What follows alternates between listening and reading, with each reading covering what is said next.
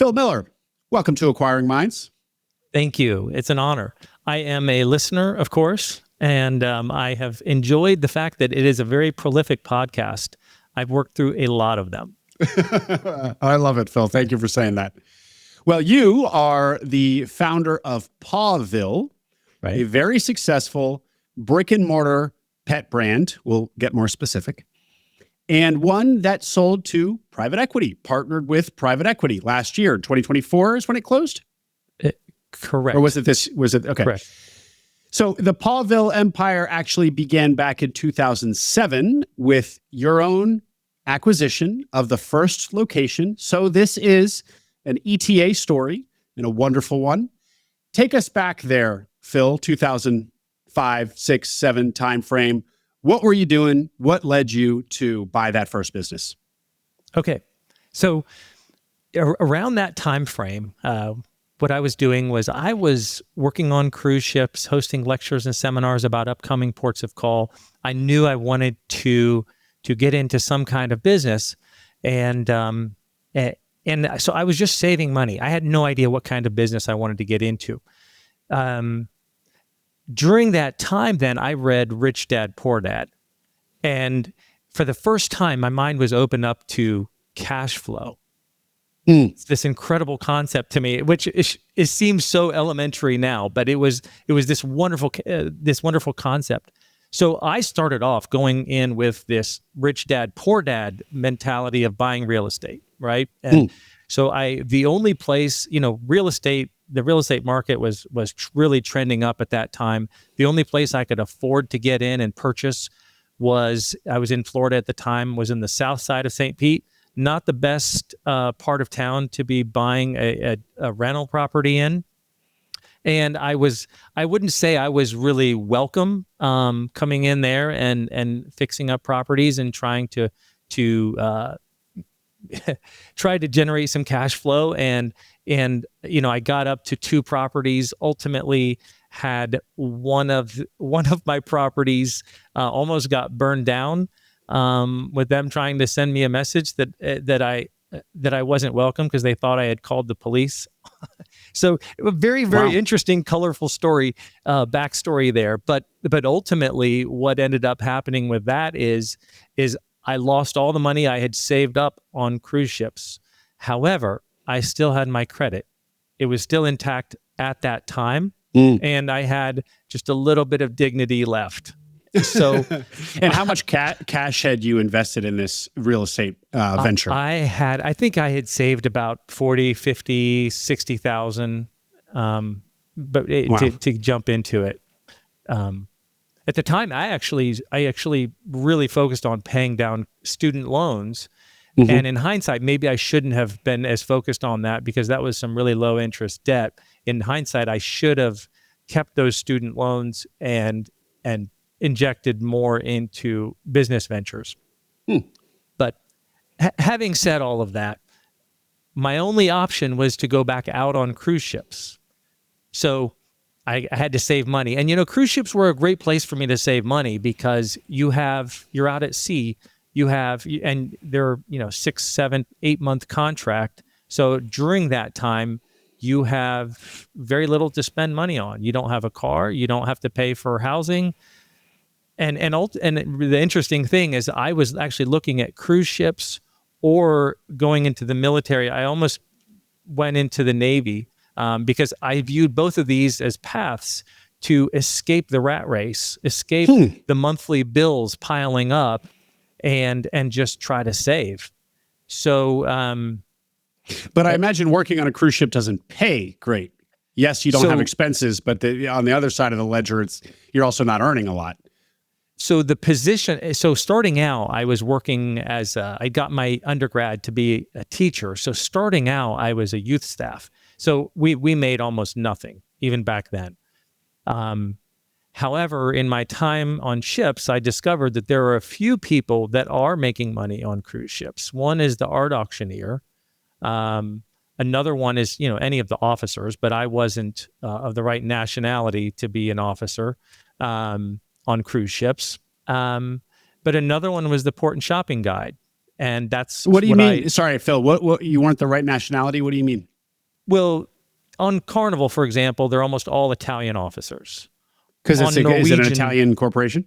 They're all No. basically. Oh, no. It's interesting. very interesting. So now if you go on most of these ships, there's a lot of either, Italian officers, like on Costa Cruise Lines, on Carnival.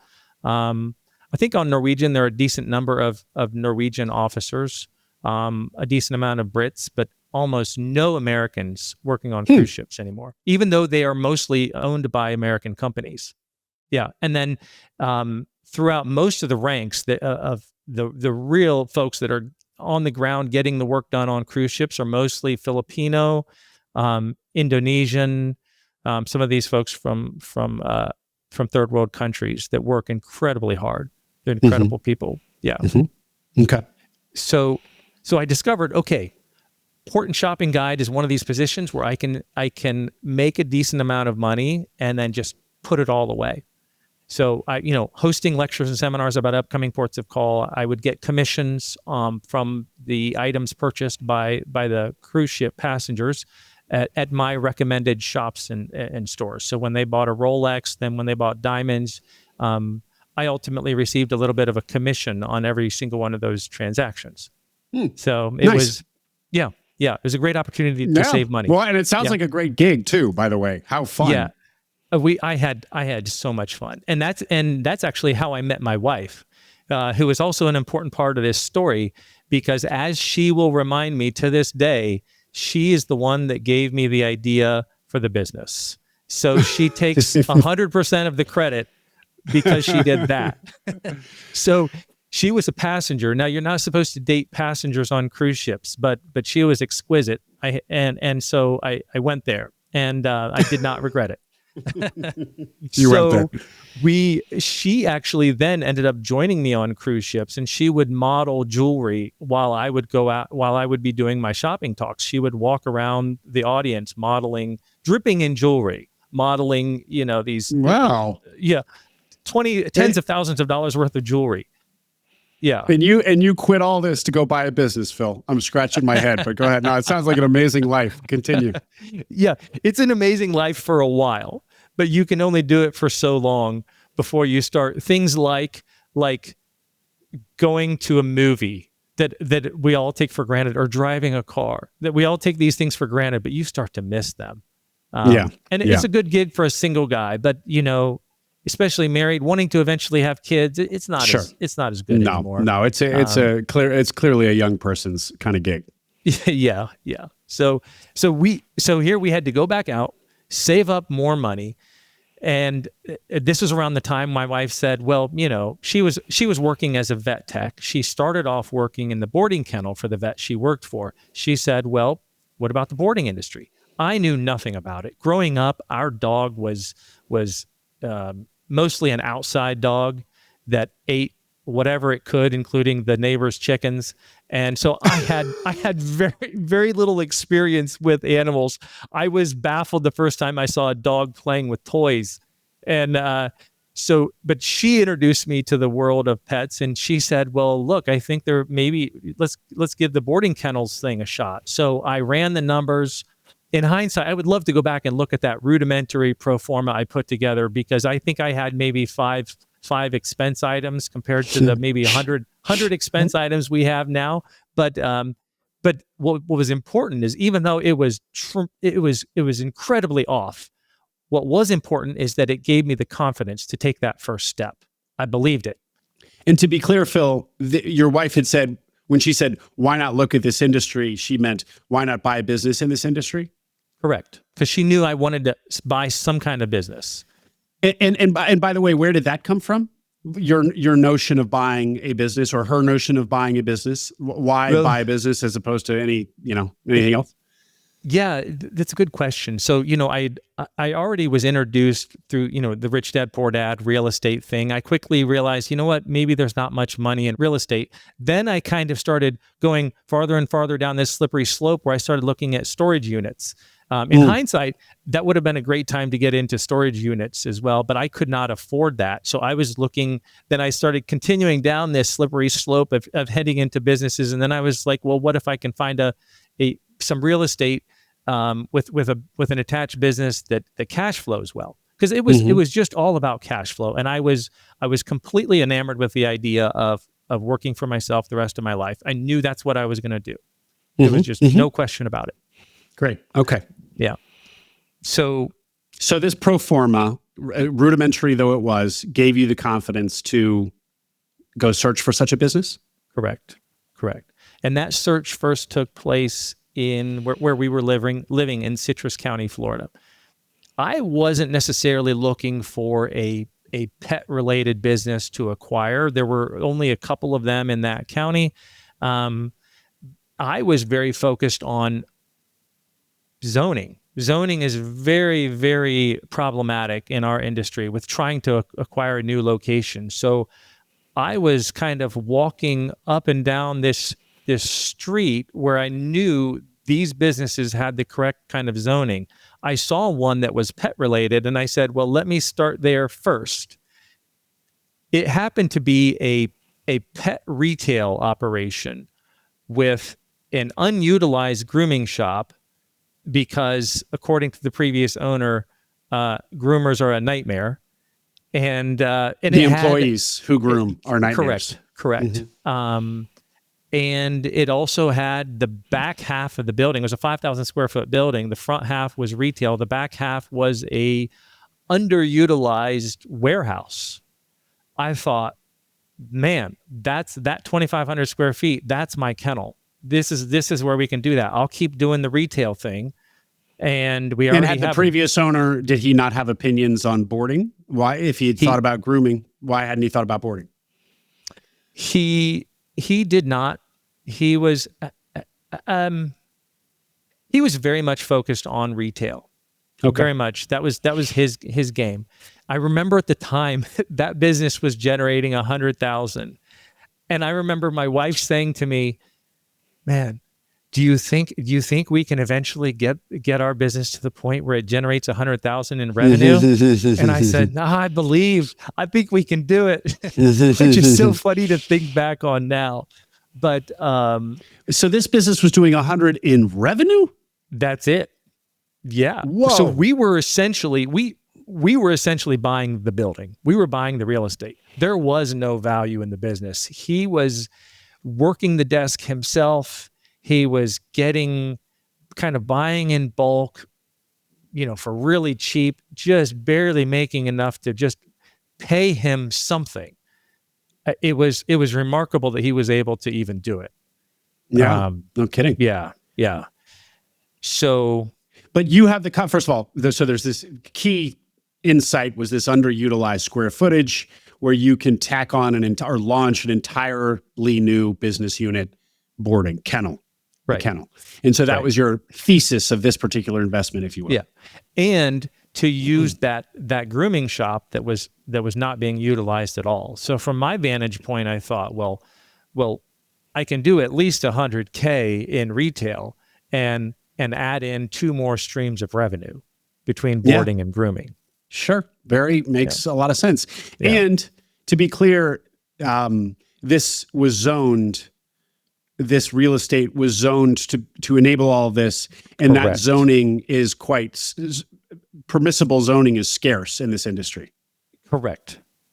Yeah. In nearly every municipality in which we look, and getting more and more scarce. We acquired it at the end of 2006, but we really got it up and going in 2007. So early 2007 is when we launched into construction. I assumed that construction process to get it where it needed to be on the kennel side of things. I assumed that process was going to take us, 3 months. Well, 6 months later, it was still dragging on. We had no jobs. We were just kind of living off money I had saved, and our first child was just born. So all of a sudden, my wife was completely out of commission, trying to take care of our daughter, and I was there in the trenches trying to get this thing up and going. So, Phil, before you continue, is there anything to learn from the transaction? I know it's now 18 years ago, but so I'm not going to ask for the numbers or anything, but anything Like, did you buy? Well, how did you value that first business? Let's at least learn that. Yeah, Was it purely the real estate, basically the comps on the real estate? It was purely the real estate. So, Okay. but I can tell you, we bought that first location for $300,000. So, an interesting little anecdote about that number. We hired a groomer. She came in with a decent amount of experience. I learned later from her that she 2 years prior had inherited $300,000 that she had quickly kind of run through, and there was nothing left. What I found to be fascinating is that I had saved about $50,000. It was enough for a down payment. That was back in the Wild West, pre-mortgage meltdown. So I was able to get almost all of that financed, I think. And it wasn't even SBA. It was just a traditional loan. So what I found to be fascinating was that 2 years prior, if you would have said, which one of these two people is most well equipped to come in and do this, it would have been her. She had $300,000 in experience. I had $50,000 and unbridled temerity. And it turns out the latter is far more important for going out there and getting these things done.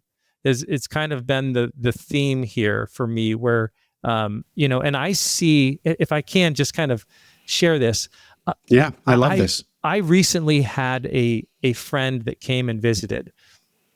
He did not know what he was not capable of. He had this landscaping business, and then he said, "You know what? I'm gonna jump into the pool business. We're gonna start putting in-ground pools." And me and everyone around him is saying, "But what do you know about pools?" "I don't know anything about pools. I'm gonna figure it out." And he did it. He just did it. Mm-hmm. And I love this story. And he was more ready to jump in and do things than me. I was trying to pull him back, but it turns out that willingness to just jump in and say, "I'm going to do it," turns out that is a huge part of success. Oh, that is such. We can stop the interview now, Phil. We're done. That was the gold nugget. It's such an important point. And I think you're talking to an entrepreneurial audience. So I think many entrepreneurs have a bit of that. That's almost definitional to entrepreneurship. Yeah. But it's still really important to call out. And even for those of us who are entrepreneurs, we're on a spectrum. And it sounds like, your friend was at an extreme end of the spectrum. Yeah. And the further you can be to that end, where not to be reckless necessarily, but just to have the self-confidence that you'll figure something out and to dive in is very powerful. Very, very powerful.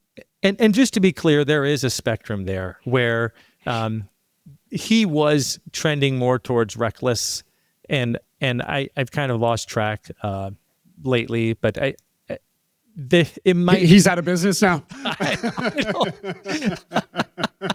There is no doubt in my mind that guy is out there working some kind of business. No doubt about it. But it was so instructional for me to see, man, you just need the confidence, false confidence or not, and the work ethic, and man, you can do a lot.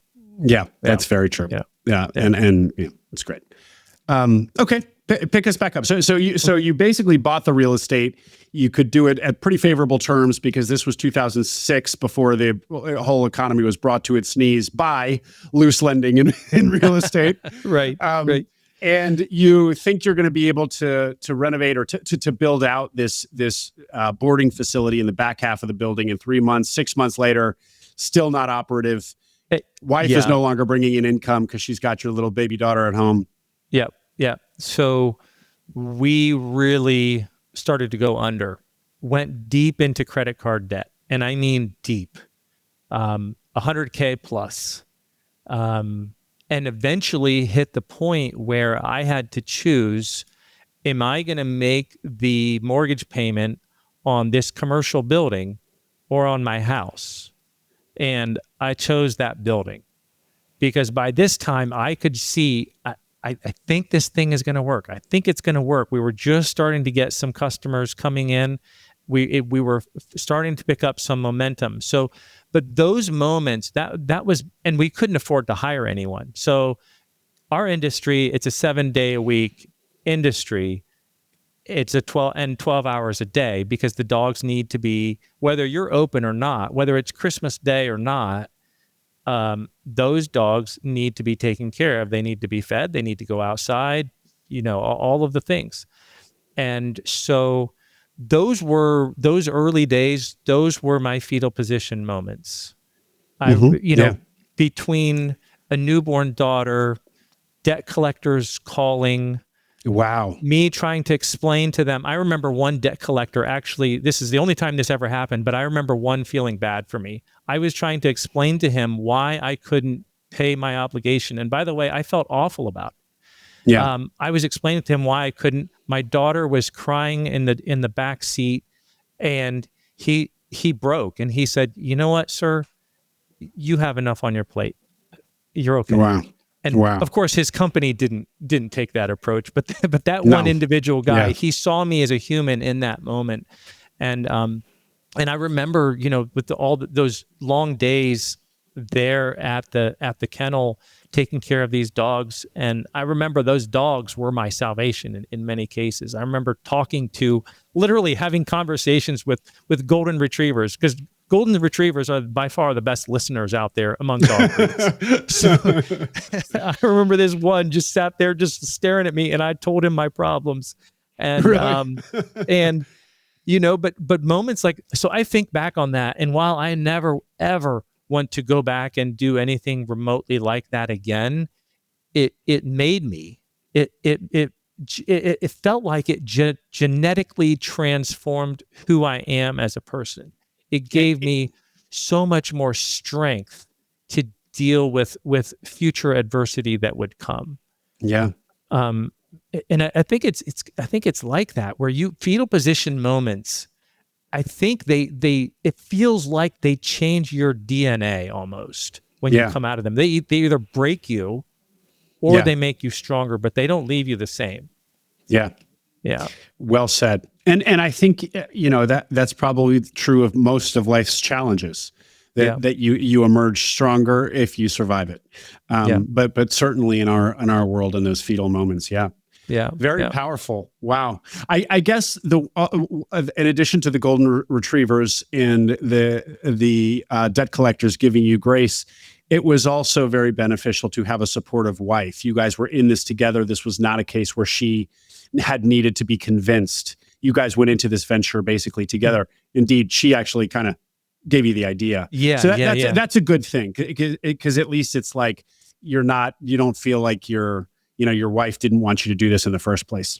Oh, she was incredibly supportive. And back then, we were so young, especially her. She's very risk averse now, but back then we had nothing. And it's relatively easy to jump in and take risks when you don't really have much to begin with. Yeah. And so she was very supportive. And then as soon as my daughter got to the age where we could, take her out of the house, we actually created a little kind of living room there in that building where she could come, and the two of us could watch our daughter while the other one was working.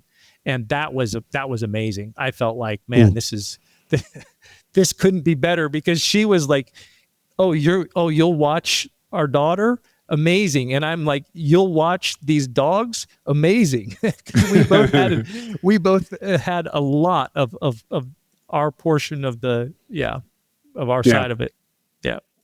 Well, Phil, this is an 18-year story, and you're a wonderful storyteller. I need to keep us on time here. We could get sidetracked at many points along the way. This is what I would like to do. I'd like for you to tell us where you ended the journey, kind of size of Pawville. And then what we'll do is we'll go through some of the key acquisitions and some of the acquisitions and the key learnings from those acquisitions. Because of course, each of those is a story unto itself, but there's a few acquisitions or lessons that you learned in certain acquisitions that really emerge as really pivotal lessons in your journey. I gathered from the pre-call. So let's let's again tell us where this whole journey ended, just as you exited to or when you exited to private equity. What did Paw Patrol look? Paw Patrol. I have a 4-year-old daughter. I can tell. Pawville. Where did Pawville end? And then we'll work our way forward again. Yeah. So I have been told that I cannot give the exact numbers. So what I can say is that we ended with 9 locations. Generally, what we did is we built them up to 1 to 2 million revenue. Some were a little more, some were a little less, but generally kind of in that range. And then we also had 2 veterinary hospitals, both of which were fairly new. So there wasn't really much in terms of profit from those 2. Those were mostly startup ventures. So that's kind of where we ended, with at least where we started a new chapter, I should say, partnering with the private equity firm. Great. That's very helpful. You had 9 locations when you partnered with private equity. We just heard the story of the first. The other 8, 7 of them were acquisitions and 1 was de novo, correct? Correct. Yep. Great. Okay. Yep. All right. Why don't we go through these acquisitions? I think and from my notes, I think the second acquisition also had a key learning or story behind it. So let's go there. Yes. So the second one, by this time we'd moved up to North Carolina. So this was 2012. So 5 years. So you ran that first location for 5 years before you attempted acquisition number 2. Correct. And by the way, moving up to North Carolina and leaving it in the hands of a manager was one of the best things for my personal growth that I ever could have done. Prior to that, I was very much a micromanager. What being an absentee owner forced me to do was to develop systems, processes, stop micromanaging, learn how to incentivize people, get them to think like an owner. It was absolutely invaluable. I'd learned so much. So then Phil, that is, I mean, we could spend countless hours on that. That is such a skill to have learned and so elusive to so many small business owners. It's a very hard skill to master. The audience will be very familiar with it. Any key learning about how you did that? I know it's going way back and it's a broad topic, but anything you remember in particular that unlocked that for you? Yeah, I remember it being very, I know a lot of us as entrepreneurs, we go through this as we grow a business where you step away and it feels like you're making less money because now you're paying someone to do your job. So it's like take 2 steps back so that I can take 3 steps forward kind of thing. Sure.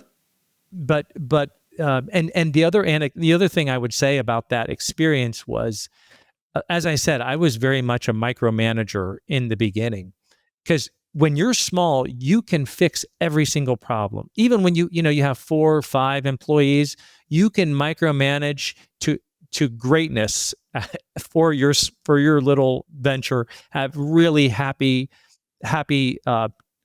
customers, get everything sorted out. It is so much more difficult to then grow. And now I can't be there. I can't micromanage all these things away. I now have to trust people. And what I found is that in many cases, there were people that could do these things I had been doing that I thought only I could do. They could do it better than me. That was the real unlock for me. And from that day forward, as I made these decisions about, okay, this is another task I have to let go. It was as we grew to about 200 employees, it was, okay, this is something I've been doing. Here's someone that can do it as well or better. I'm going to hand it off to them. And it was this perpetual handing off process as we continued to grow so that I could focus on the things that only I could do. The handing off and the kind of perpetual handing off, you hand something off and then you refill your calendar and then again, kind of go through, audit your time and hand it off again, have space in your calendar, fill it and rinse and repeat. Actually, that is one of the big themes of, are you familiar with this one? Buy Back Your Time, Dan Martell. No, you probably don't need to be because you mastered this 15 years ago. But this is the latest in like time management for entrepreneurs and basically how to delegate basically effectively. And Right. and so in some ways it's old news, but it's been, I mean, making the rounds. That was a gift of from Athena Simpson to me. But so many people that I talk to are reading this book right now, and that is the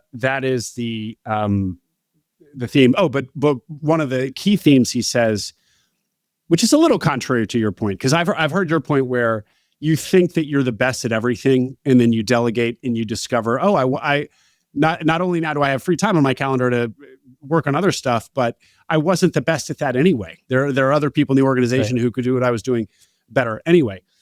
But he's got this somewhat cheesy line in here that he says over and over, which is 80% done is 100% awesome, which is basically like lower your standards a little bit. Yeah. As the founder, you're going to have just unrealistic standards of perfection because it's your baby, et cetera. We all know how that feels. So you just got to accept a little bit of imperfection, that it's going to be 80% is good, to delegate some of the stuff that you do, but that's fine, and you should embrace that, and it's 100% awesome. Yeah. So, and anyway, we're very much a blue collar industry, and I hear other owners of blue collar industries on your podcast say similar things, that you really have to work with the team that you have. And you're working towards the end state, but for now, these are the people that I have. Let me do the best I possibly can with these people. Maybe there's even one person that I know that they really need to go, but I don't have a replacement for them yet. I can't let them go yet, and it's very real. This is, it's because it's so easy to sit back as on the sidelines and say, hire slow, fire fast, get them out of there, get them out of there. You know what I mean? But it's a very different thing to be running a blue collar industry, trying to keep it all together throughout the process. Yeah. Great, Phil. Well, returning to the story here. So 5 years moving to North Carolina was this enormous step. But by the way, over those 5 years, what did the Florida business number one at that point look like? It just kept steadily growing year over year over year over year. We really focused in, and this is up until we partnered with private equity. We've been very, very focused on, okay, we have very limited capital.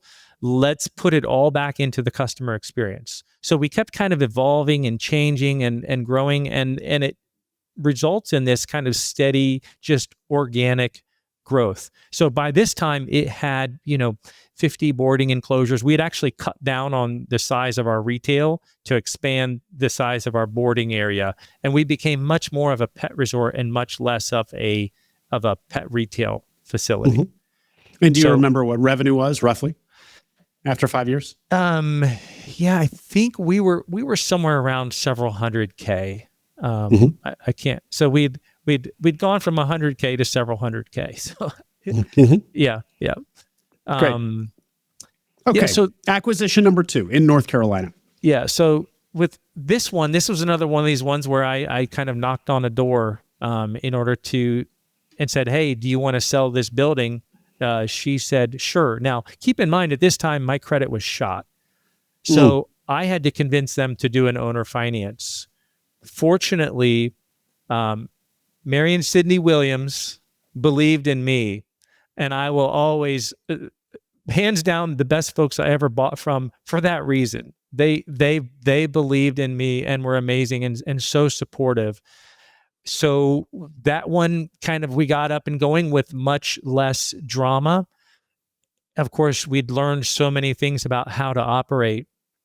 Another highlight here is that we were actually operating under 2 separate brands. The place in Florida at the time was called Citrus Pet Resort. Surf City, it was called Surf City Pet Lodge. I still didn't at that time have this vision for a larger chain. I just thought, well, hey, new state, new brand, But then around that time, around 2013, I'd gotten my MBA from UNC Wilmington. And it was throughout that process of the MBA program where I started to get this vision for something bigger. What if we can build something where customers, we're booked up here, we can send them there. An employee moves across town, great, we got a location over there. Oh, we're opening a new location over here. Let's take someone that's been very well trained from a location on the other side of the town and go over there. And so then the next thought was, okay, well, what do I name this thing? And I was very drawn to the idea of village or town, and I just lucked into Pawville. It's such a great no-brainer kind of brand. It is. I love it. Yeah, the trademark had just been abandoned. Got that, and we were off to the races. And what I always tell people is we're much like a village. We're a place where you can get everything you need. You get that convenience, but it's also a place where you know everyone's name. Small enough where you know everyone's name. So when that dog comes in, we need to be saying, Bella, you're back, so that it's that village kind of vibe. I do find this very interesting in our world. And as we talk about acquiring multiple businesses, and certainly when a platform like yours is acquired by private equity and the implications there, brand and in small business, so often, first of all, you're buying brand value in many cases. So that's often kind of what you're buying, or otherwise known as goodwill in many cases. But a lot of people like the idea of working with a hyper-local mom and pop. And yet as entrepreneurs, we are always drawn to making a system, to building a big brand. We admire big brands. But it does feel like that often something can be lost there, or we'll lose a certain type of customer who prefers the mom and pop. How do you think about the tension between, a big brand and that there is something lost when you quote go corporate? And maybe you just answered it, that you were trying to have your cake and eat it too with Pawville. Pawville is a bigger brand, but the brand is smallness, villageness. Yeah. So I would say that I completely agree that there are some of these owner operators out there that from a standard of service level, we can come close. We can have great devoted employees with a great culture, but we can't quite beat them. Where can we beat them though? Well, we can certainly beat them with access to capital. And it turns out that when it comes to finding a pet resort, yes, half of it is the people, but the other half of it is the facility. It doesn't matter how friendly and how professional that owner is behind the desk. If it's a rundown facility, most of our owners are not going to take their dog there. The other thing that we can get is we can develop a lot. We can learn so much. We're very much, and always have been, a learning organization. And so we essentially develop as we grow. We develop an asymmetric information advantage, where we have tried so many different things at so many different locations and developed so many systems and processes that we can do things much better than mom and pops in many regards. Or take for example, webcams in our daycare rooms. There are a lot of mom and pop operators that don't care to or don't want to put the money into webcams, and they don't. But we can really do these things. We have the access to capital. Let's make it work. Let's focus on what are all these things we can do to build this into a really special experience. To basically, you can deliver a superior product. It might not have the folksy feel of the independent mom and pop, but it's fundamentally a better offering. Right. And this kind of goes back to what we were talking about before with developing a culture. In the beginning, when I was that manager that micromanaged, I never thought about culture a day out of that year. Now, every single day, I'm thinking about culture. I want our people to believe in us. I want them to believe in Pawville. I want them to feel like they work for a company that has integrity, a company that genuinely has the best interest of the pets in mind. Because if they believe those things are true, which they are going to care. Because we hire folks that they all love animals, and we're actually hiring specifically for that. And so if we can get all of them really caring and feeling like they work for a company that cares, it's one of the best ways to build a great culture where they do the right thing because it's the right thing and for no other reason, because it's a part of our culture. Mm-hmm. Before we hear about acquisition number 3, which I guess was your first acquisition after your epiphany that you should be building a regional brand, that second acquisition, the one in North Carolina, you walked in off the street. What was that business, and what were you planning to do with it? At this point, did you have a playbook that you were basically a boarding business with a little bit of retail? And what was this one? Just give us a little bit more on what the actual, nuts and bolts of this strategy of this business was. Yeah. So now this one was different because coming into it, we were acquiring an existing pet boarding operation. It was very much kind of an old school chain link and concrete kind of setup, but it was very much we're acquiring a pet boarding operation. So we then operated it. We fixed it up as best we could. We didn't have much money at that time to be able to do much, but we painted the walls, got everything looking nice and fresh, and then it was a couple of years later. This was, I think, our first SBA loan where we were able to fund.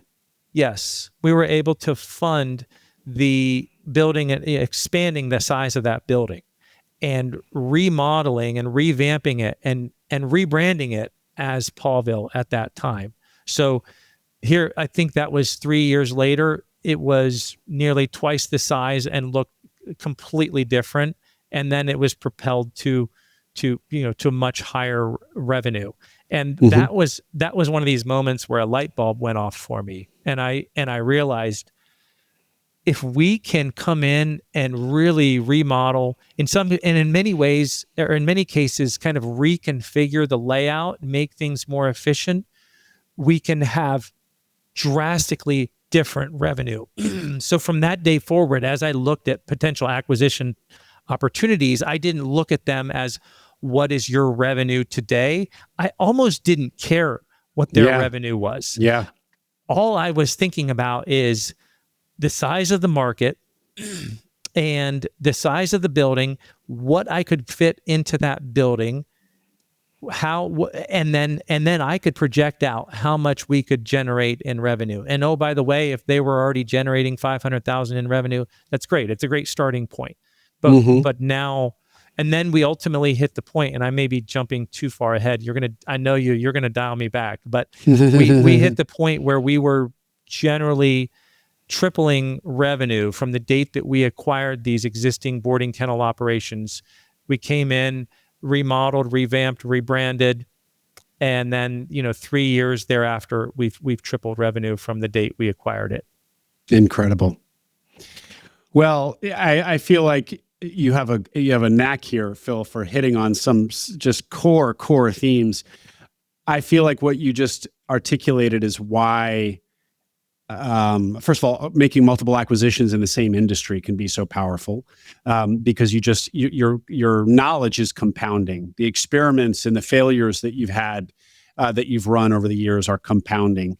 And like you said, you can walk into any existing boarding business in the country and identify the opportunity there and what you could do with it.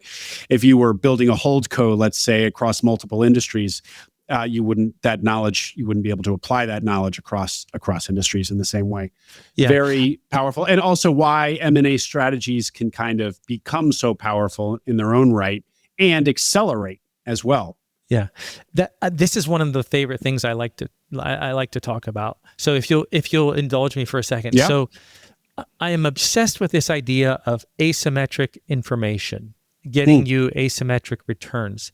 And so when you drill down in an industry, you you start off in the industry and you're at an information deficit, right? You're just trying to catch up to everyone until you can hit information parity. Now I'm on par with everybody else. But if I can take this kind of lean startup approach, which is one of my favorite books, of hey, let's try this. All right, we'll try this here. All right, let's try this. And we constantly have this mentality of we're always evolving, we're always growing. That's a great way to start to hit information asymmetry. And then as we add more locations, that compounds that information asymmetry. So we're now in a variety of different markets, and we can then predict how much revenue we're going to generate if we go into a market of this size with a building of this size.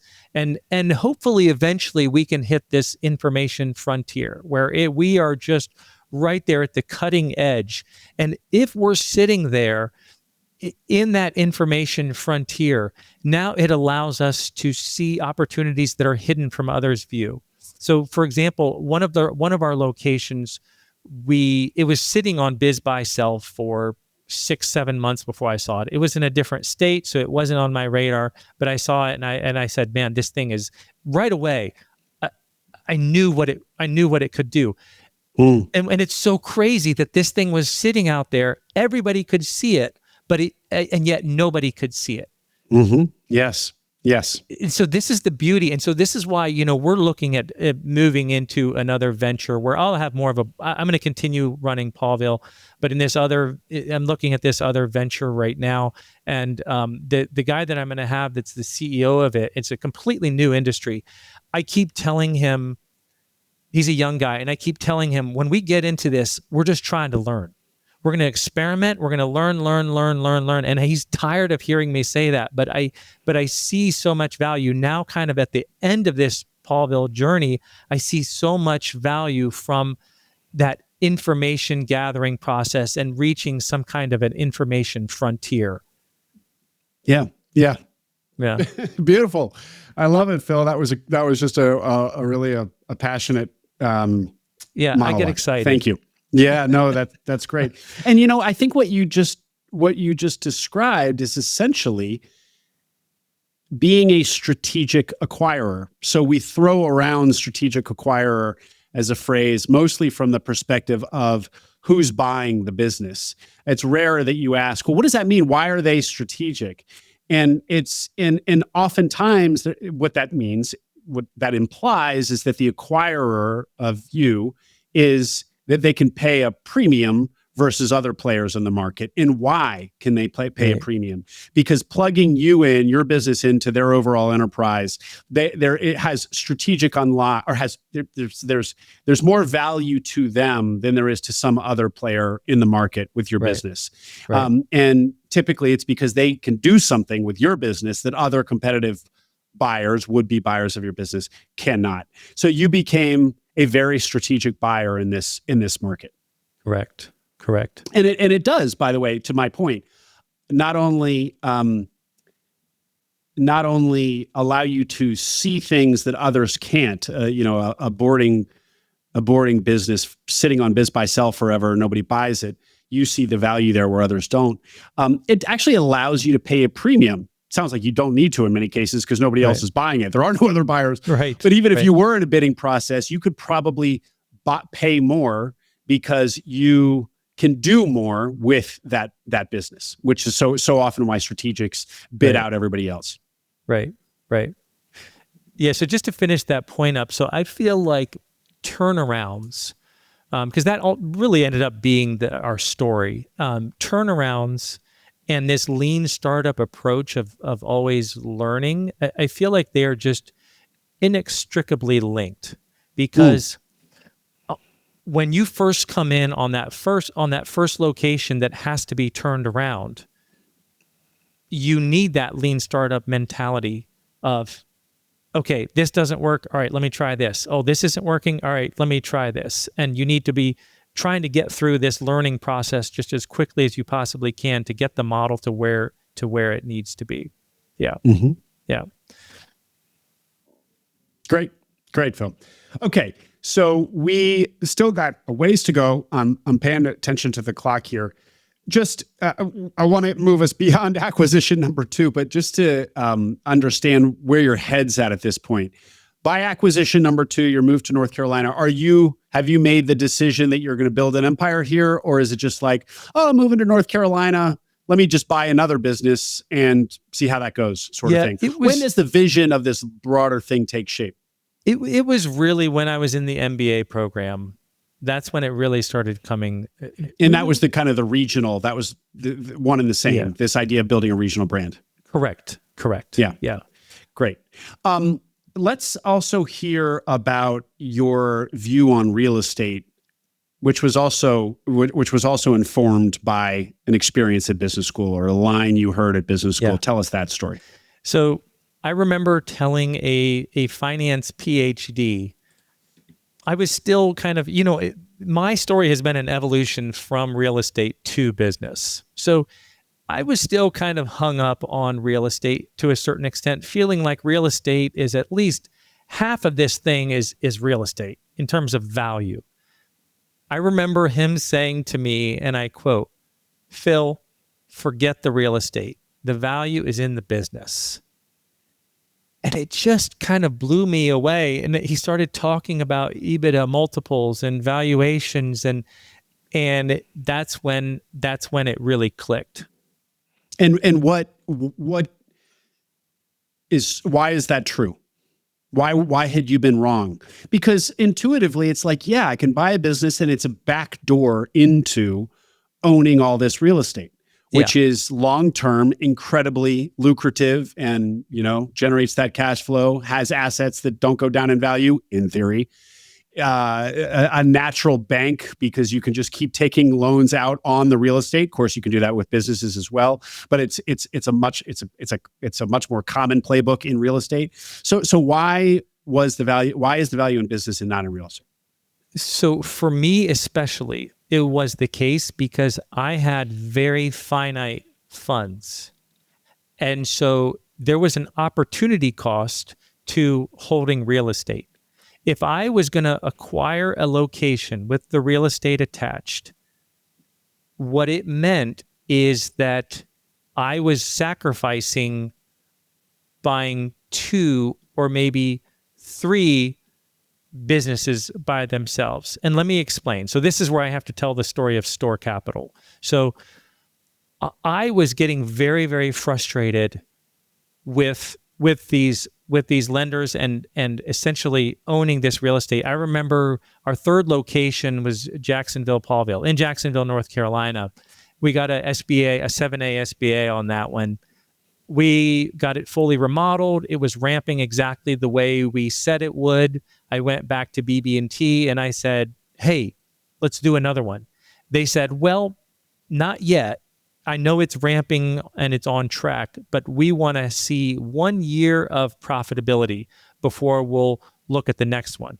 And that's when I realized, man, this thing is going to go way too slow, because if each one of these has kind of like a 3-year cycle from acquisition to 1 year of profitability, I'm going to be moving at a snail's pace. I've got to speed this thing up. And so I started turning over rocks, trying to figure something out. How can I grow this thing faster? And that's when I found a real estate investment trust named Store Capital, who allowed me to, they would buy the real estate for me, pay for the remodel expense, and my lease would be based on a cap rate. And so, yeah, you can spend more to remodel this facility. That's fine. This is the cap rate. You're just going to pay a higher and higher lease payment. So our interests were very much aligned to keep the remodel costs down. And so by partnering with them and saying, forget the real estate, now I could acquire 2-3 locations. In fact, I was at one point I was doing, I think in one year we might have acquired 3 locations, all in the same year, which in my prior years that never would have been possible with banks like BB&T telling me no. I'm not bitter. Right. Okay, let me distill that to make sure I got it. So first of all, if you were just going to be buying the real estate every time you bought one of these, it was going to take forever, as you said. So Right. this was an accelerant. And also, I'm not sure you said this, Phil, but is it not true that if a business had real estate attached and you buy it, then a lot of the value of the project is locked up in the real estate. So by selling the real estate, you get a slug of capital too that you can then put to work. Correct. Thank you for reminding me. So that was the other really important part of this. So at this point in the story, we owned 3 or 4 locations. We owned the real estate of 3 or 4 locations, and that real estate had appreciated. So in order to fund our continued growth, what I did with Store Capital is I did store or sale leasebacks, essentially selling them the real estate, which then I was able to raise money without giving up any equity. I was able to raise several $100,000. Maybe it ended up being $1 million throughout the. It was. I would go back to them and say, "Yeah, all right. I need more money. I'm ready to sell another one. All right, got to sell another one." And it was just kind of this unwinding process. But once again, I could see there's so much more value here in opening up a couple of new businesses, as opposed to holding on to this real estate. There was just it was just an opportunity cost sitting there. Yeah.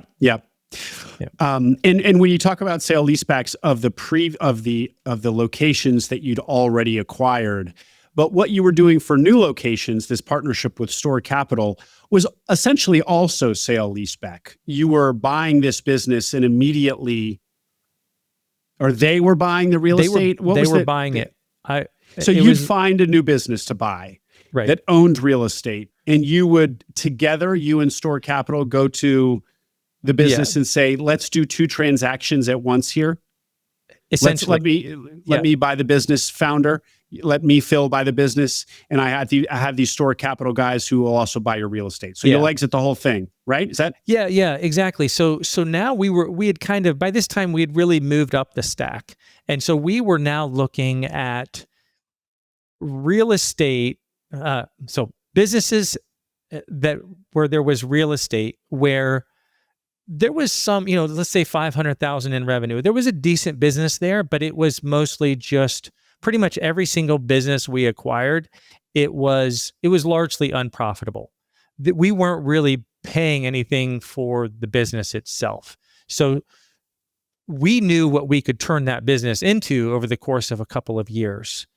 But it allowed us to spend very little to come in and acquire a business, because Store Capital was paying for the real estate, which was enough to make the owner feel like they'd sold. And in some cases, they had assigned, they had said, "Hey, the business is worth 200,000. The real estate is worth $1 million. So it's a combined price of 1.2 million. If Store Capital and I could get comfortable with the value of the real estate being at 1.2 million, well, then we would do the deal." And I, once again, didn't really pay anything for the business. It's amazing. And the way they're seeing it, I think, is basically like a sale leaseback buyer would see it, which is they're betting on you. As I've heard sale leasebacks put, they're almost betting on you. It's like an annuity, like a bond in your business, actually, because and maybe that's kind of what all leases and rents essentially are. But they're basically, betting on the viability of you as an operator and this business over the long term to be sending them a monthly check. I'm trying to tease out how that's different than just rent, but I heard it put. We ran a webinar on how to buy a business using a sale leaseback, because before that we'd done an episode with Carlos Santelli, who bought a quite sizable business with very or no money down because he did a sale leaseback to buy the business. Piques people's interest. We worked with the vendor to do a sale leaseback focused webinar. So anyway, anybody in the audience listening to this and wanting to learn more about sale leasebacks, go search for sale leaseback webinar on Acquiring Minds. Very, very educational. But in that webinar, it talks about like these buyers who the store capital in this case are thinking about it as almost like buying a little bond in your enterprise. So I digress. And they like owning all of our enterprise, all the real estate associated with our enterprise. It makes them it's a much more secure investment, especially for a REIT of their size, where we represent a minuscule percentage of their overall portfolio, because if one of our locations isn't doing so well, we can't just kick it to the curb because it's all wrapped up in one master lease. So that's how they get you. Okay. And by the way, is this Store Capital's offering here or their partnership with you, is this called something? Are they a category of lender, real estate buyer that people can Google, or it just happened to be this one firm, vendor, REIT that you found that could do business with you? Yeah, I think the story is told in the acronym for their name, STORE, Single Tenant Only Real Estate. So okay. Dollar Generals, Pawvilles, Chick-fil-A's, but you would never see them buying a shopping center. Yeah. This is their multi-unit owner operators is their niche. Yeah. Exactly. And if I had just one location, I don't think they would have really wanted to talk to me. There was, hitting that point where we had, I think I talked to them when we had 3 locations operational, and they said, okay, yeah, you're good to go. We'll work with you. Fantastic, Phil. Okay. So where are we now? We've talked about where's the next pivot point in the story, do you think? Yeah. So we've gone through, obviously we've gone through our first 3 locations. Midtown was in 2017. That was our one and only de novo, where the land was acquired in 2018. Construction began in 2020. Construction was completed in 2021.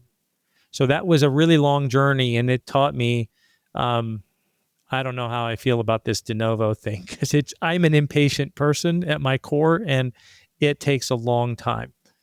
But is that a real learning that you would tell others, or because that's a really strong statement that basically de novo kind of is inferior to just trying to find existing businesses and buy them, or was it because it was just a single story? It's not enough to base a whole theory on.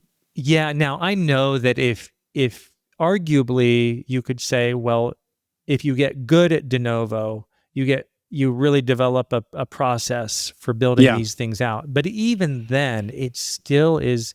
It's just a really tough one to do. It really is. So for us, it was okay. We have to deliver a premium customer experience. Can we deliver a premium customer experience without doing de novo? And the numbers work? Okay, then let's not do de novo for now. Yeah. That was kind of my mentality, and that's why we really focused in on doing more acquisitions and turnarounds. Yeah. Well, Phil, I will call out kind of, I guess, sort of a competitor of yours who's been on this podcast, Taylor Wallace, Pause and Rec. But 2 things that I've heard you say that I heard him also say, so people can go Google Taylor Wallace Acquiring Minds if they want to hear. He's been on 2 times, I think now. They, I think, did 2 or 3 locations, so they were smaller than you. They've also partnered with private equity, but they bought a location and then they did a de novo. And the de novo was just a quagmire. I mean, I think they eventually did it and figured it out, but it's essentially real estate development. And it's like if you don't have that, of course, is its own deep, multifaceted specialty. And Right. so they were kind of having to learn real estate development on the fly, and just a much bigger bite than they anticipated. So Yeah. the other thing that Taylor said, which I'll just call out because you said it too, is how Taylor's partner had years of experience in the pet boarding business and saw how you could optimize space within a boarding facility, which I guess is that's the name of the game in so many businesses, restaurants, hotels, so much retail. But anyway, he knew how to optimize space without compromising on the experience for the dogs so that they're not cramped. And that was a playbook that they could then apply into acquisitions and know that they could increase revenue by acquiring new businesses that another example of being strategic acquirers. Yeah, and that comes back into what I was talking about with having asymmetric information. As you continue to do this, you just build up more and more information. So it's not surprising that when I was coming in and acquiring these mom and pops facilities, of course they weren't laid out efficiently. Why would they be? My first one wasn't. And even there was one who had hired a consultant. Even that one was not laid out efficiently at all. It was very old school in the way it was set up. But once again, why should they be? I think it's almost impossible to come in and on your first location just have it all figured out.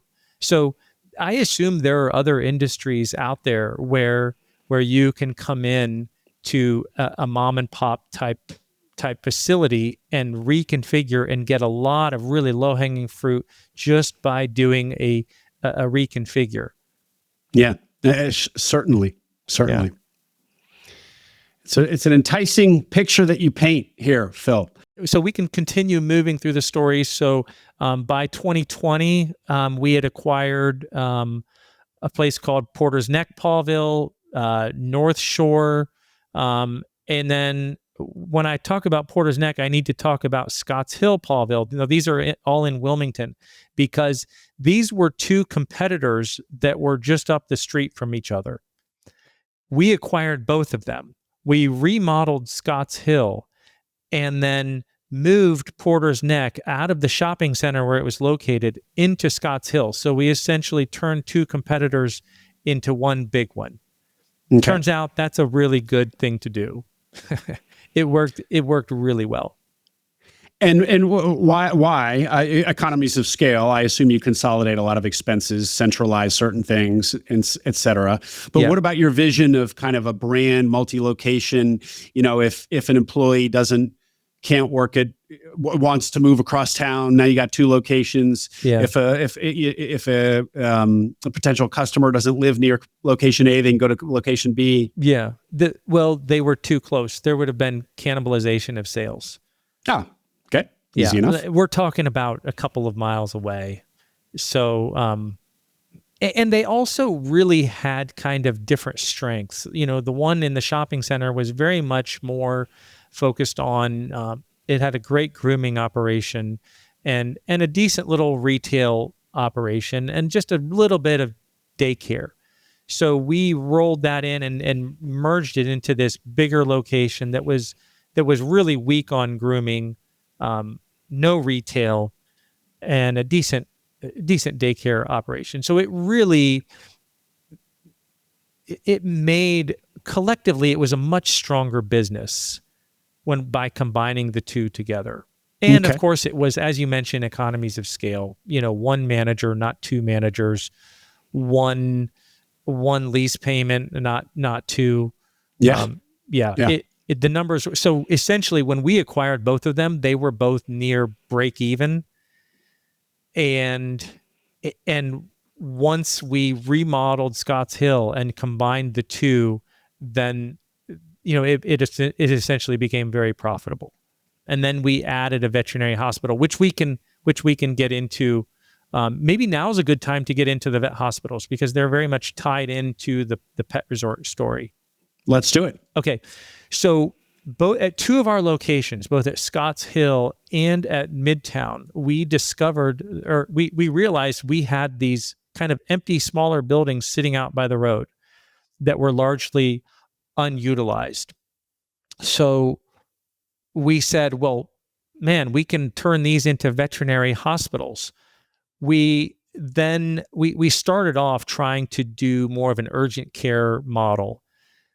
Quickly realized, just listening to our customers, they were saying, wait a minute, so I understand that if my dog is sick, you can see me same day, but what about just getting my dog spayed and neutered? Can they just be my vet? And we said, well, I mean, yeah, we're happy to, but it's going to cost more. And collectively, our customers were telling us, no, that's not what we want. We want you to, this is our Pawville customers saying to us, if you're going to be our vet, we want you to be our vet. Not our vet when the dog is injured. Yeah. So this comes back to this lean startup approach where we heard enough customers telling us that, and we pivoted, completely changed the model. It ended up being a kind of a pain in the butt because we remodeled and created our first veterinary hospital at our Scotts Hill location. And I think 6 months later, we were remodeling again. But it's what the market makes the rules, right? Mm-hmm. Will, I don't make the rules. Mm-hmm. So I just gotta play by the market's, whatever the market dictates to me, that's what I gotta do. 23 was when we opened the Scotts Hill Veterinary Hospital. And then we opened up at Midtown in 2024. So what we learned is that those were a slow build. They, at a pet resort, there's more rapid growth, but within a veterinary hospital space, if you think about it, people will drive past 4 vet hospitals to go to their vet. It's a very, very sticky relationship. So you essentially have to acquire people that don't have a vet yet or are unhappy with their vet. So it's a really, really slow build. And sorry, why not acquire an existing vet hospital? There just weren't any available. And I wasn't used to paying any amount of money for any acquisition. I was used to. So they would have sold at a premium, or they weren't as distressed or unprofitable as the boarding facilities you were used to buying. I didn't have the knowledge to be able to come in and ascertain whether I could turn around a veterinary hospital that was distressed. And the ones that were profitable were selling for huge multiples. Especially at that time. I mean, I think some of them were selling, it was up around 12 times EBITDA. I think it's really come down. The market kind of corrected itself, but yeah, private equity was paying a lot of money for veterinary hospitals at one point there. Maybe, 10 to 12. I don't know, but it was big multiples. So, and once again, we had this vacant real estate that we had to do something with, and it seemed like the highest and best use of these buildings.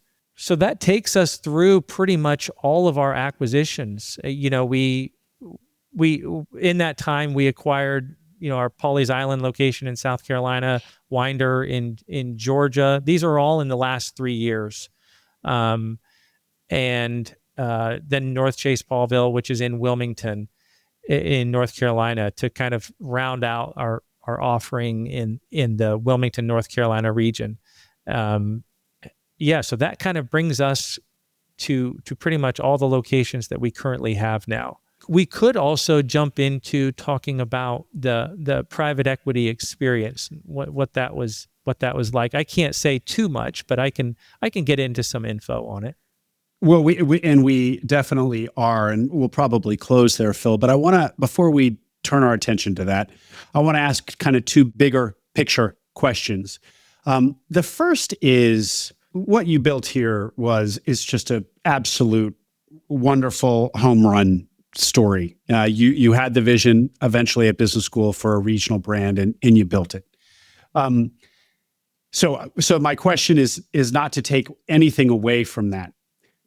What I will say is that, entrepreneurs are impatient, hungry people, and some people listening to this are going to say, how can I do what Phil did, but in less time? This has been an 18-year journey. Yes. Going from acquisition 1 to 2 was a 5-year span. So I guess the question is, what could somebody listening do to do it to build something like you did in less time? Well, you have to remember that I essentially kind of wandered in the wilderness for the first several years. I mean, we were it wasn't until 2020 that we really started picking up steam. I think we had in 2019 we still only had 3 locations. So we went then from 3 to 9. So what I would say is doing things more like we did from 2019 to 2025 and less like we did from 2007 to 2019 for sure. Yeah. Yeah. And just to repeat what some of those things were, separating out the real estate, unlocking that capital, going all in on boarding, although you had done that long since before. We had done that long since. It was that the realization of asymmetric, the power of turning around, perhaps. For sure. And ultimately finding store capital, finding a partner that was willing to help us to unlock that capital and willing to help us move fast. Because that was the problem with the lenders. They didn't want us to move fast. Yep. So I remember going to store capital and saying, "Hey, I know we just did this last one. I got another one." And they were like, "Yeah, send it on through. Yeah, let's give it a shot." So, ultimately, and I know you'll get into the final part of this with private equity, but that was kind of what drove us into the arms of private equity, because we started running out of sale leasebacks to raise more money, and store allowed us to grow aggressively, and ultimately we started to need some cash if we were going to maintain this rate of growth. But couldn't you, and I think I was trying to hit on this earlier, maybe I didn't do it successfully, but couldn't you, for every subsequent acquisition you'd want to make, bring in store so they would be, like you gave that example of the 1.2, where 0.2 200,000 of the valuation was the business, and sometimes you and store would just work it out where 0% of the purchase price was allocated to the business itself, and you were effectively buying the business for nothing. Why couldn't you rinse and repeat? Why wasn't that infinite scalability? Great question. Because in the year or two leading up to the full remodeled building turnaround, we were negative cash flow on that location. And in some cases, significant negative cash flow, because store still expects their rent payment. And it doesn't matter that we just acquired a location that was break even. And now we're remodeling it. So we have half of it shut down while we remodel this half, and then we're starting to ramp up our staffing. So in that period, that year or two, we're losing a lot of money. And that's essentially the down payment that we're paying. Because up until you hear that, you think, man, there is no downside here. That's the downside. That's the rough part. So we at one point, around the time that we partnered with PE, I think we had 5, if you include the 2 vet hospitals, we had 5 locations that were in the pipeline.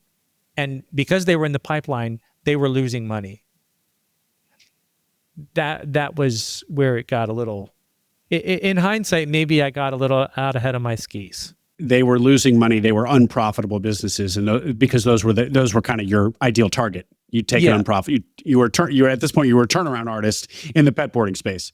But exactly. But in order to do that turnaround, it takes 2 years to fully remodel, reconfigure, rebrand, but especially the remodel part. The remodel part is what takes time, because if you think about it, you've got to spend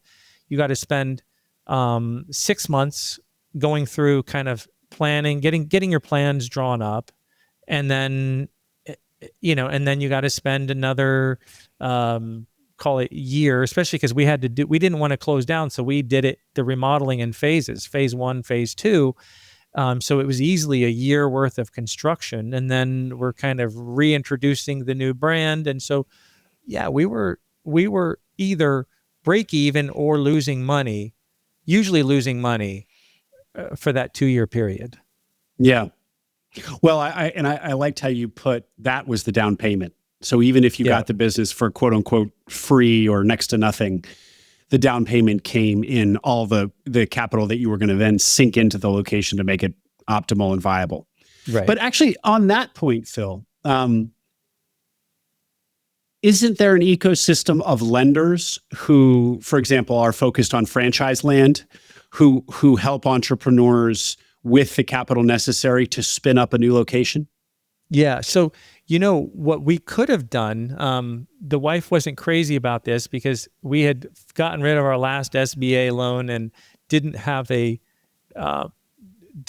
more of those personal guarantees sitting over our head, didn't have our own personal residence, signed on the dotted line with that SBA loan.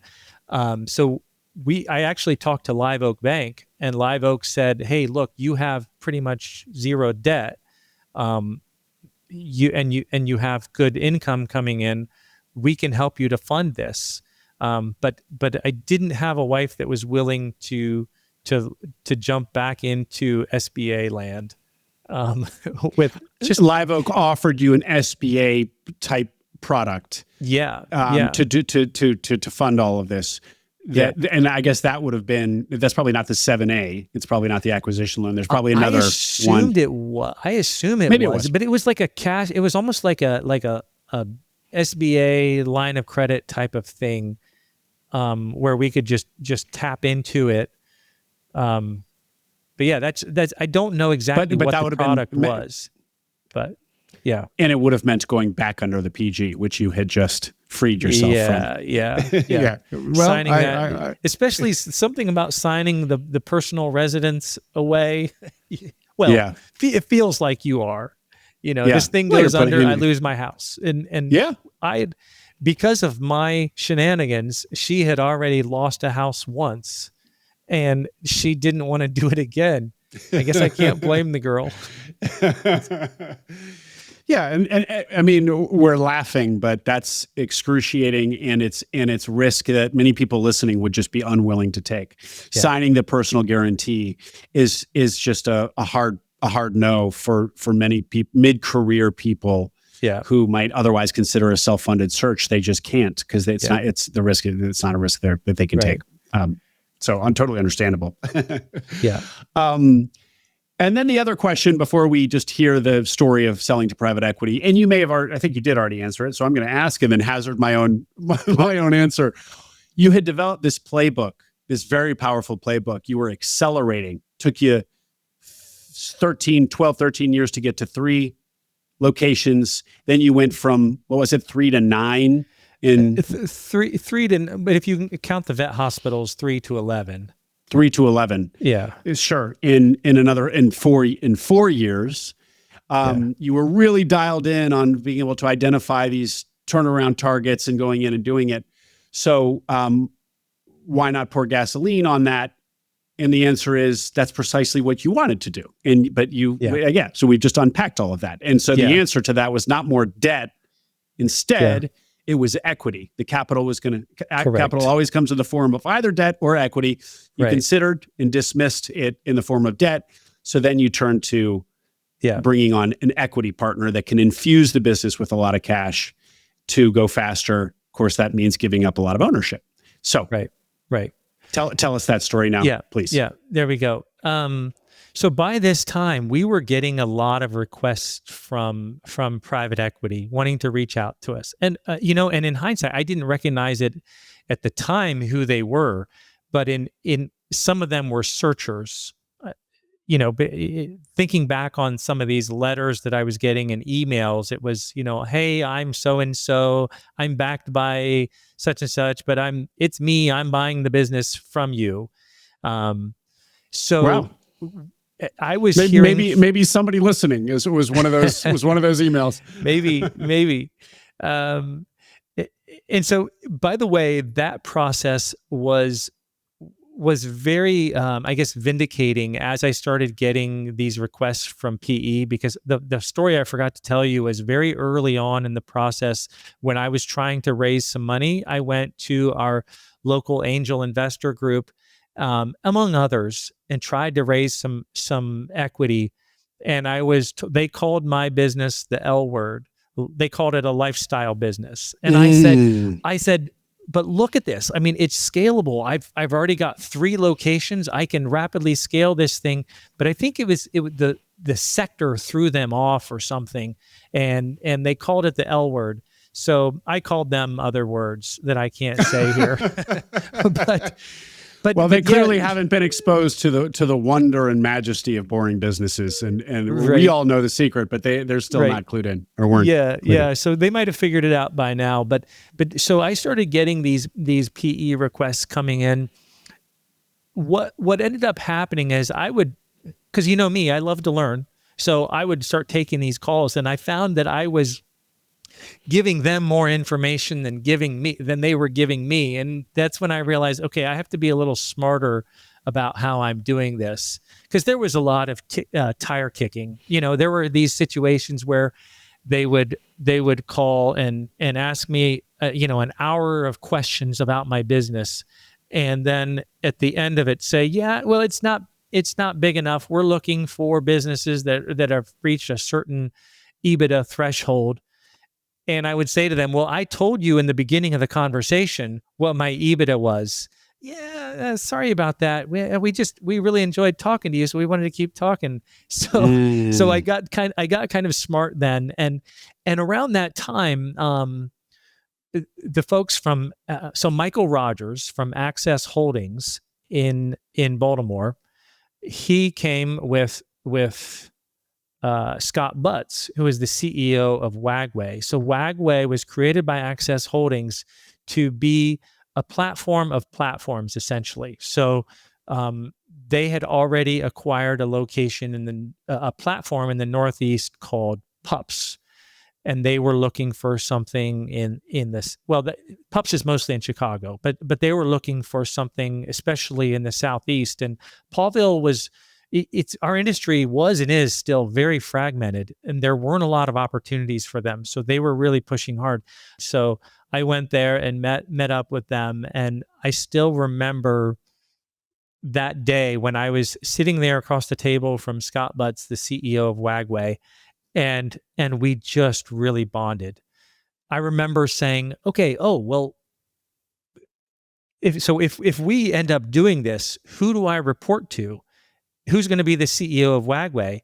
And Scott raised his hand, and it was because I had already, we had already really bonded, and I could really tell that, especially on integrity, he just intuitively got it. He got what we were trying to accomplish.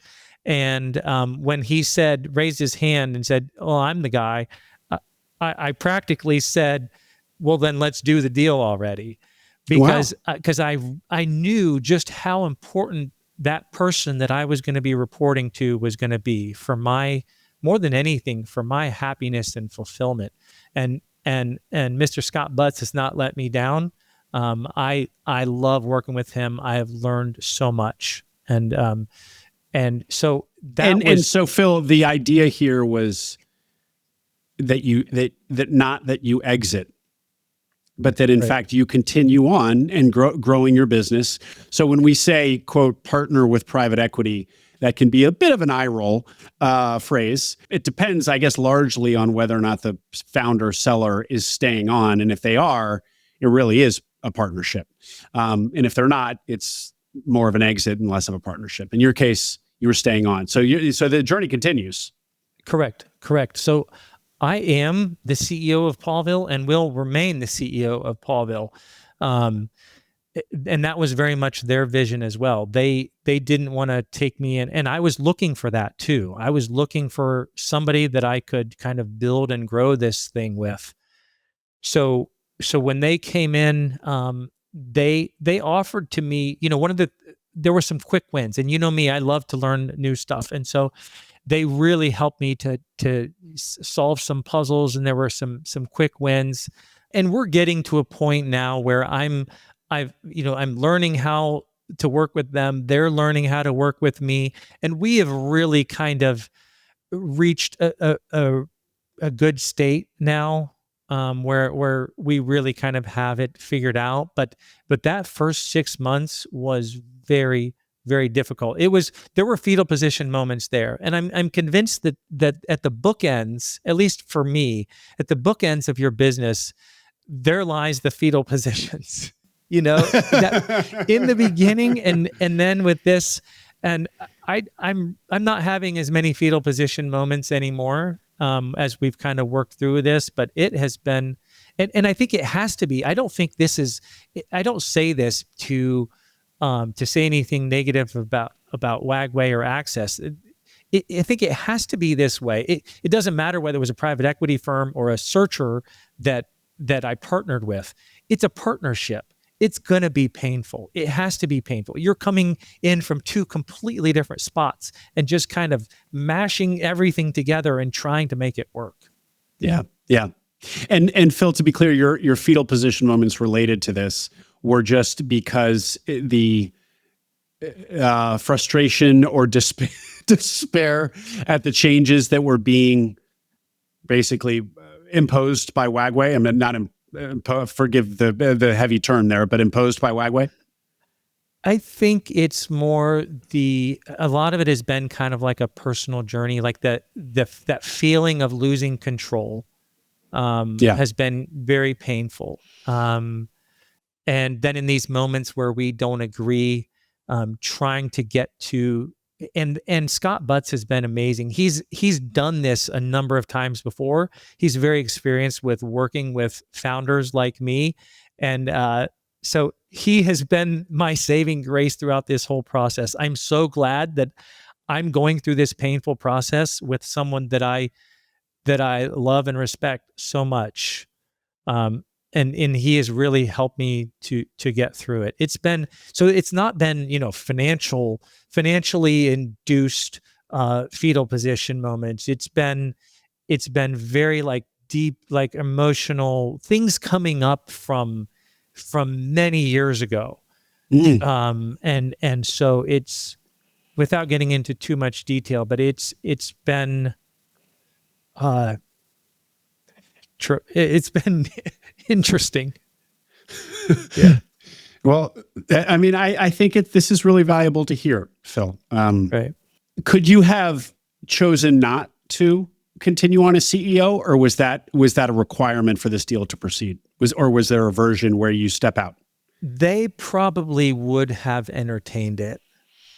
At the time, I really wanted to continue because, the whole thing was, well, I'm not done. I got a lot of work to do. And I was looking for someone like WagWay that wanted to more of a partnership. Yeah. So it wasn't even on my radar at all. In fact, I remember getting approached by someone. They wanted to take it and turn it into a franchise, and then kind of build it out from there. And they were going to kind of get me out of there as quickly as they possibly could. And I said, well, first of all, can I have a couple minutes to talk about franchising in our industry? Sure. Okay. Yeah. So first of all, I don't believe that franchising would have been the right thing to do for the business, because if in our industry, the franchisor front loads all the benefit to the franchisee. Thereafter, there is very little benefit that franchisee is getting on an ongoing basis. When I say it's all front loaded, it's site selection, it's systems and processes, it's all these different things, but there's very little ongoing brand value. These are all just folks that live within, a 15, 20 mile radius that are all coming to you. You're kind of none of these franchisors are so big that none of them are the McDonald's of pet services or the Holiday The Inn. brand that they have doesn't bring much value. It does not. It does not. So for example, the Pawville brand is, the brand value in our industry is at the regional level. So the Pawville brand in Wilmington, North Carolina is far more recognizable than the biggest franchisor brand out there. And so even the biggest franchisor brands out there in pet services, when they come in, they have to build the brand in that region. So there's very little brand value. And there's, I don't know what is the ongoing benefit to the franchisee. So then they're paying out this 8% royalty every month, just feeling like, man, what am I getting in return? And you compare that though with other industries like McDonald's, for example, where there's an immense value to somebody seeing those golden arches. Holiday Inn, there's an immense value with people traveling from all over the place coming in, and that brand is meaningful. Or take, for example, some of these learning franchises like Code Ninjas or Sylvan Learning. They have this ongoing support in the form of curriculum that they can provide, and they are essentially providing a competitive advantage to the franchisee on an ongoing basis. So yes, I'm paying an 8% royalty fee, but in exchange, I get a competitive advantage.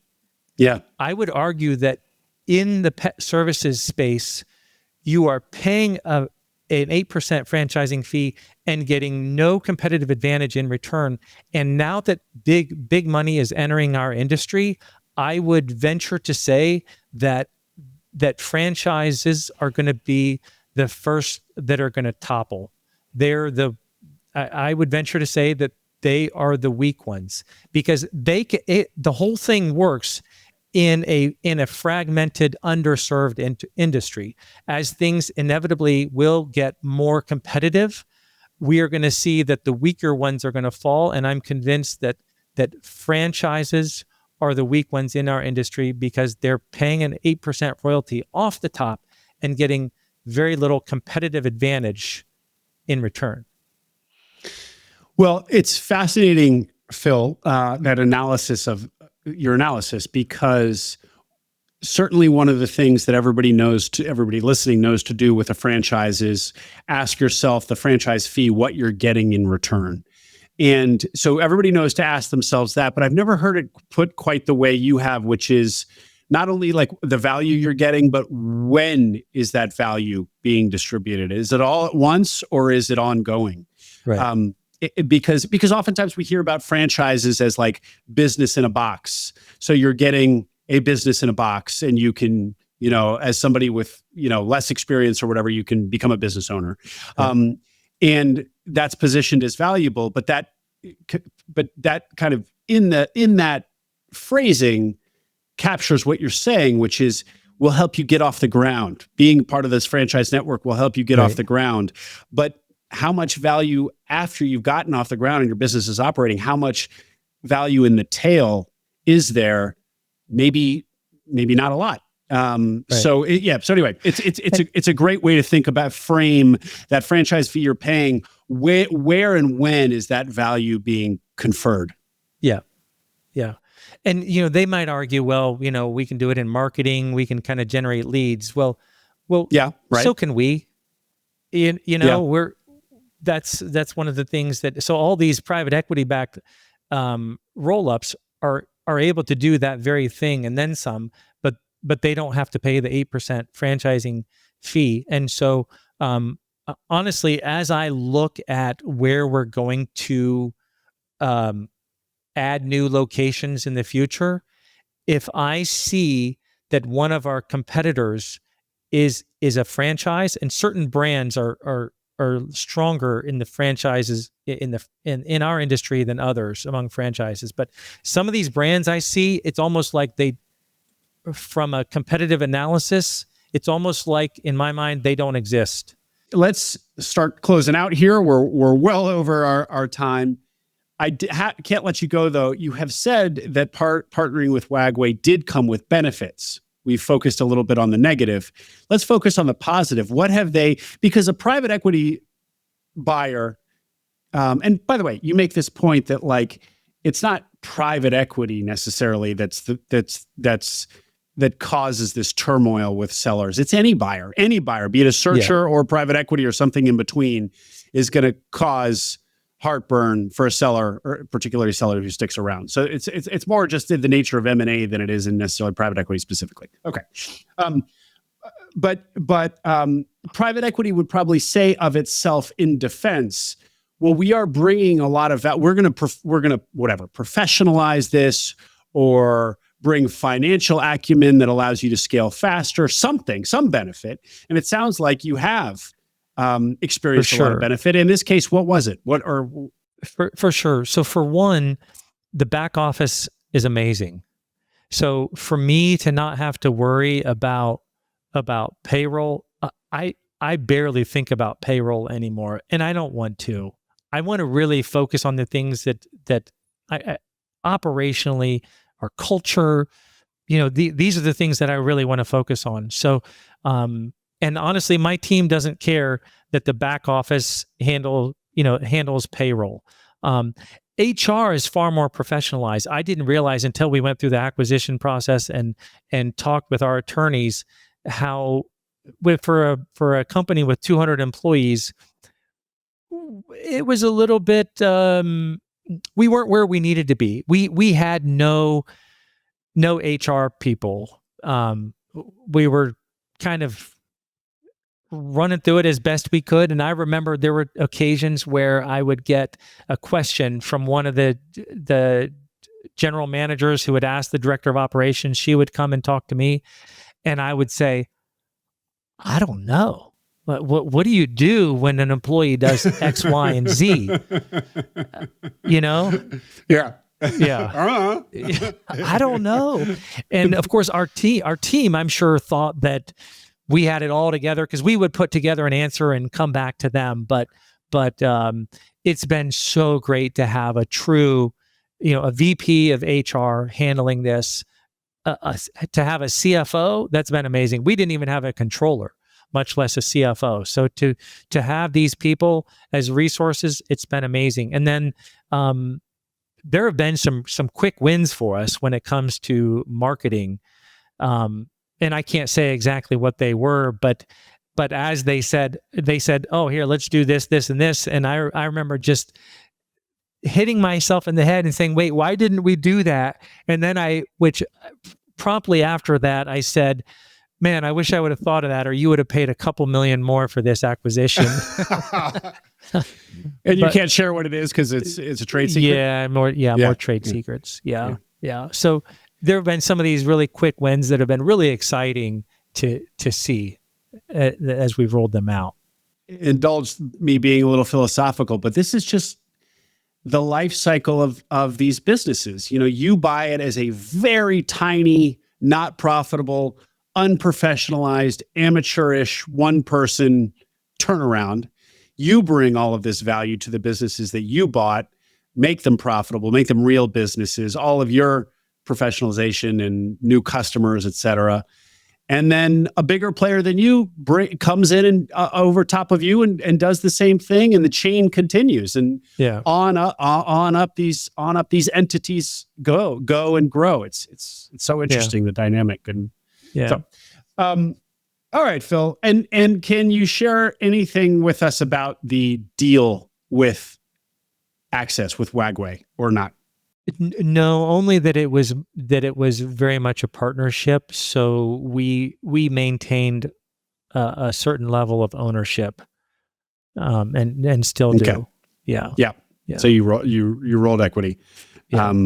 Okay. Yeah. All right. Well, we've already talked offline how you can't say more. I tried to twist his arm, audience, but he can't, and that's fair enough. All right, Phil. Anything else that we didn't get to? We're well over time, but just in case, no. Hit us now. I think I think you got everything out of me for sure. Great. Well, this has been lovely, Phil. What an epic run. Thank you for sharing not only the highlights but the lowlights. A really honest assessment of what it's like to partner with private equity. That was extremely valuable, as were so many other points. We'll put your link to your LinkedIn in the show notes, unless you prefer a different way that people reach out. No, that's fine. Yeah, LinkedIn is good. Okay, great. Well, we'll do that. And congratulations, Phil, on a wonderful career to date. So thank you so much. All the way back. I appreciate it, Will. Thanks for coming on. Hope you enjoyed that interview. Don't forget to subscribe to the Acquiring Minds newsletter. We send an email for every episode with an introduction to the interview, a link to the video version on YouTube, and soon, key takeaways, numbers, and more essentials from the interview for those of you who don't have time to listen or watch it. Subscribe at acquiringminds.co. You'll also find all our webinars there on the website, both those we have coming up and recordings of past webinars. At this point, there are over 30 webinar recordings, a wealth of information on all the technical nitty-gritty of buying a business. acquiringminds.co.